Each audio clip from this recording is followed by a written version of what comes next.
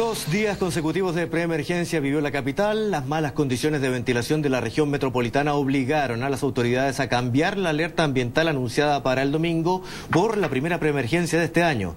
Para conversar más sobre las condiciones medioambientales, nos encontramos con Marcelo Mena, quien se desempeñó a inicios del año pasado como gerente del aire para la región metropolitana y actualmente es investigador medioambiental de la Universidad Andrés Bello. Marcelo, muchas gracias por estar con nosotros en CNN Chile.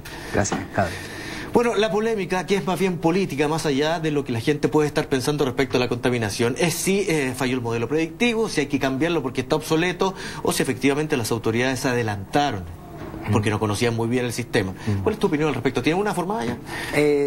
Sí, creo que en la forma en que se comunicó quizás hubo errores, desaciertos, quizás por la falta de experiencia, porque no había ocurrido antes de que una preemergencia se decretara el mismo día. Sin embargo, me parece que el espíritu está bien, en el sentido de que mediáticamente se traspasó, se comunicó a la ciudadanía de que había condiciones adversas. Y por lo demás, la preemergencia misma decretada, las medidas fueron fiscalizadas solamente a manera más educativa. No hubo, según entiendo, muchas multas en las que se cursaron, sino que más bien se informaba al público de que estamos en preemergencia ese día. Así que el modelo... ¿El modelo debe cambiarse? No estoy seguro que el modelo debe cambiarse porque le estamos pidiendo cosas al modelo por el cual estos modelos no han sido diseñados. Ahora, la pregunta clave es que, por supuesto que estamos dentro de la cuenca de Santiago, todo el mundo conoce que es una mala ventilación, que en algunos días es crítica la falta efectiva de ventilación, pero da la impresión también que pese a que se han hecho esfuerzos, la mayoría de las situaciones de preemergencia, de emergencia, de contingencia ambiental en general dependen de la situación climática, como que el cambio del Transantiago, que lo que se pudiese hacer de parte de las autoridades no ha funcionado. Sí. Bueno, lo que pasa es que cuando uno mira la gestión ambiental desde el punto de vista solamente de la emergencia, uno está dejando de lado lo que realmente importa, que es la exposición crónica. Los efectos de salud hacia a las personas tienen que ver con el día a día. Entonces, en ese sentido, hemos mejorado muchísimo en los últimos 20 años y seguimos siendo una referencia para otros países de Latinoamérica. O sea, hemos reducido un 70% de material partículas fino del año 89. Entonces, para lograr sigue eso... siendo alto. Sigue siendo altísimo y sigue siendo inaceptable. Entonces, lo que pasa es que el año 2005 como que se durmieron en los laureles. Ya empezaron a decir que ya no van a haber más preemergencia.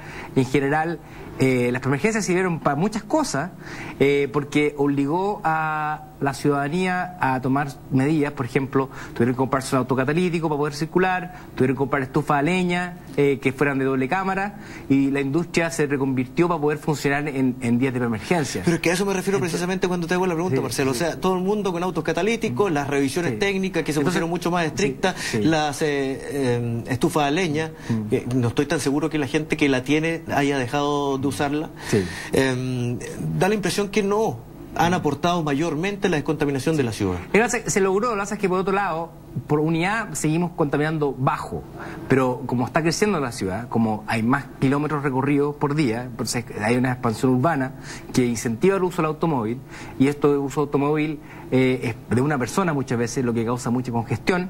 Después tenemos que ha aumentado el parque vehicular considerablemente con respecto a su origen, entonces una medida de restricción vehicular a los no catalíticos ya no es tan efectiva porque son puros catalíticos. A ver, Marcelo, al respecto, hay como una contradicción ahí, porque si estamos luchando contra la contaminación en Santiago, pero por otro lado nos hemos enorgullecido de las supercarreteras que se construyen en la ciudad y que hacen mucho más fácil desplazarse entre puntos lejanos en la capital. Sí, hay una contradicción que tiene que ver con no tenemos la transversalidad de nuestras políticas públicas en el tema ambiental.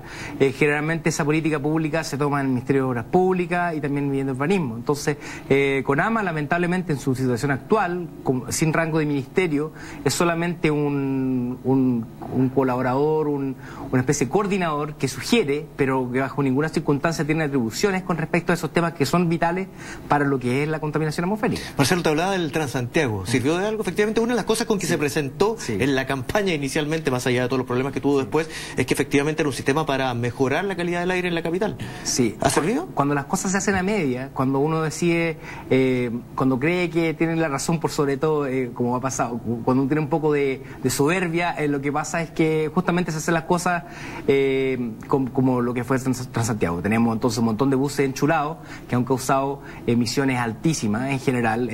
Hoy en día, si uno compara andar en Santiago versus un bus enchulado versus andar en auto particular, contamina más por persona que andar en el bus que andar en el auto. Si uno calcula, es un cálculo súper simple. A ver, el material particulado, tú me corregirás, pero tengo entendido que la mayor parte de eso respirable es producido efectivamente por vehículos. Vehículos, sí. ¿Locomoción colectiva? Sí, locomoción colectiva, vehículos diésel.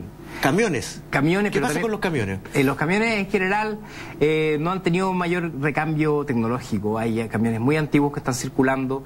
Por lo general también están eximidos la restricción vehicular, aunque las tuvieran, entra en vigencia hasta las 10 de la mañana o incluso pasado. Tiene un montón de regalías el sector de transporte de carga que no han tenido otros sectores y siguen siendo dentro de todo de los que más han contaminado y los que menos han hecho para descontaminar la ciudad. A ver, en un análisis simple, eso es salud versus productividad.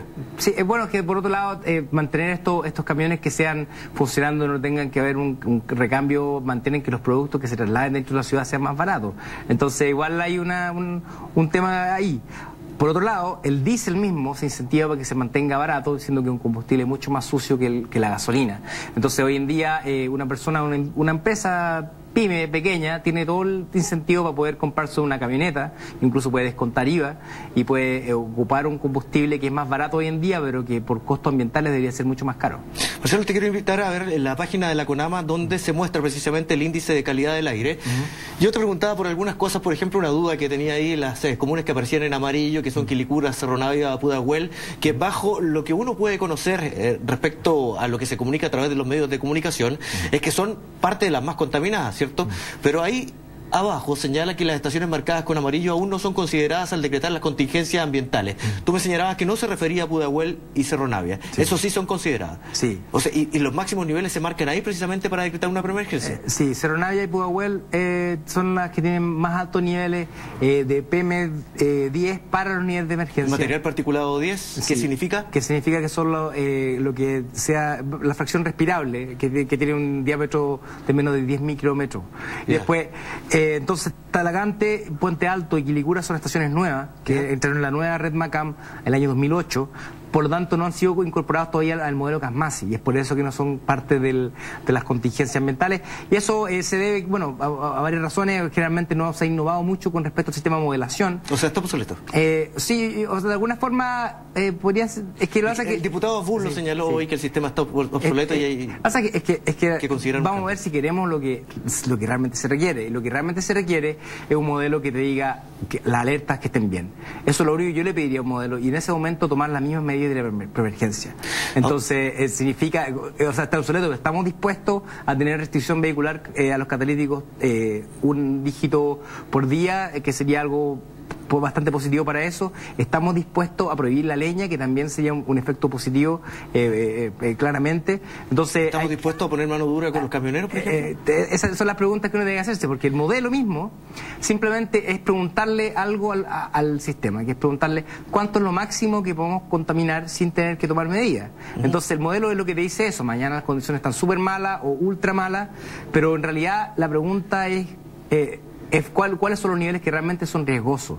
Y en general el ICAP 100, es decir, cuando ya empieza a marcar regular, es un nivel riesgoso. Por lo tanto, las medidas tendrían que ser tomadas a niveles de alerta, sin duda, y a niveles de ICAP 100 también. Por lo tanto, si el modelo falla... Ya es tarde cuando estamos en preemergencia. Si el modelo falla, ya es tarde y da lo mismo, porque en realidad las medidas tienen que haberse tomado mucho antes. Por lo tanto, si el modelo falla y no se constata una preemergencia, me da lo mismo, porque ya por hoy día hubo alerta. Hoy día fue regular, pero sigue siendo un nivel riesgoso de contaminación atmosférica. O sea, no nos queda absolutamente nada. Señor director, quiero aprovechar la misma gráfica que teníamos de la CONAMA, donde se indica, por supuesto, la calidad del aire, porque...